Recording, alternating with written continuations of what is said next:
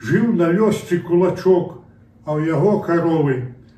У саўгасе ж быў бычок, завадскі здаровы. Яшчэ ёсць у кулачка шмат чаго багата, і ў яго была й дачка, гладкая Агата. Закахаўся ў дачку кіраўнік саўгасу, а чаго ж глядзець бычку, ён не траціў часу.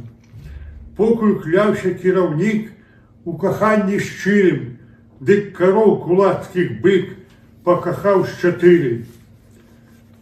Задаволены ранее рызыкант асілак, у рагатай галаве не шукаць памылак. Хай працуе ён здароў, хоць у 10 столак, хай кахае больш кароў ды прыхожых цёлак. Вось наконт кіраўніка погляд болей строгі, ён ці сябар кулака, ці мабыць без рогі. Што кулацкі цягне воз, дык не разумее, хай накруціць яму хвост, хто круціць умее.